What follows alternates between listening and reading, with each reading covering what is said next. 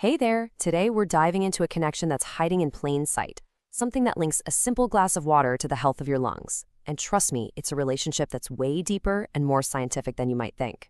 So, let's get into it. First off, let's start with something we've all felt. We've all been there, right? Dealing with those little respiratory annoyances that just seem to pop up, especially when the seasons change or we're just feeling a little off. You know exactly what I'm talking about. That nagging cough that just hangs on for weeks, or that tight, kind of uncomfortable feeling in your chest when you go for a walk on a cold day. These aren't just random things, they're actually signals from our body. So, what's the missing piece of the puzzle?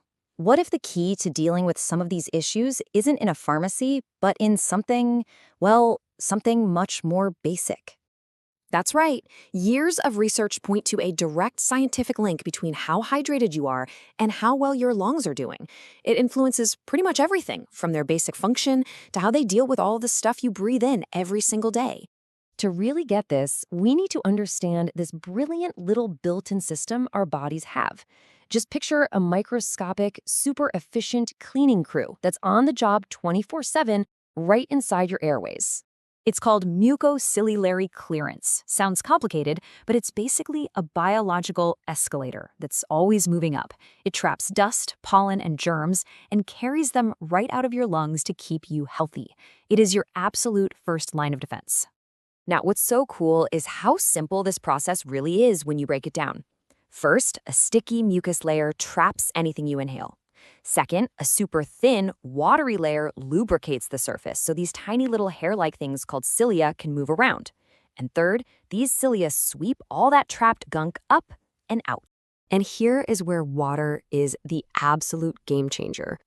When you're hydrated, your mucus has the perfect consistency. It's an effective trap that's easy to get rid of.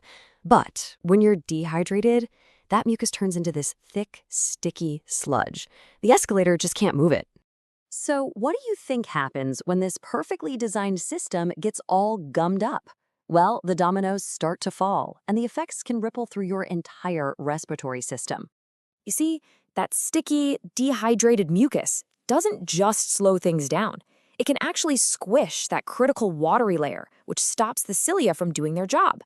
The whole cleaning system just grinds to a halt, leaving all those irritants trapped inside your airways. And listen, this isn't just a theory. A really interesting study from 2022 looked at teenagers and found a pretty huge difference. As you can see right here on the chart, the group with asthma showed way higher markers for dehydration compared to their healthy friends. In fact, get this, 57.1%, that's more than half, of the asthmatic kids in that study were considered highly dehydrated. And the research found a direct link. The more dehydrated they were, the more often they coughed, and the longer those coughs stuck around. But a jammed-up escalator isn't the only problem. Dehydration can also trigger the release of a chemical you've probably heard of before, just in a different context: histamine. We usually think about it with allergies, but it also plays a huge role in managing your body's water supply. Okay, so here's the crucial point. When your body senses it's dehydrated, it can release histamine as sort of an emergency signal to conserve water. But at the same time, that same histamine triggers bronchoconstriction. So, all of this brings us to the big practical question. How much water do you actually need to keep this whole system running smoothly? Well, that old 8 glasses a day rule? Turns out it's more of a myth than science. The reality is, your hydration needs are as unique as you are. They're influenced by your size, how active you are, the climate you're in, and even how sensitive your airways are to begin with. There's just no one-size-fits-all answer. As the research clearly says, the difference between what one person needs and what another needs can be massive. We're talking up to 5 times different. That just shows you how important personal awareness really is. So, after looking at all this science, from tiny microscopic hairs to big clinical studies, what's the most important thing to take away from all this? The real goal here is to shift away from following some generic rule and start developing a personal awareness. It's about learning to listen to your body and understand the unique patterns that connect how you feel, how you breathe, and how hydrated you are. And of course, a super important reminder, this explainer is for educational purposes. We're talking about fascinating correlations that scientists have found, but this is not medical advice. For any health decisions, please always talk to a qualified healthcare provider. So we'll leave you with this question to think about.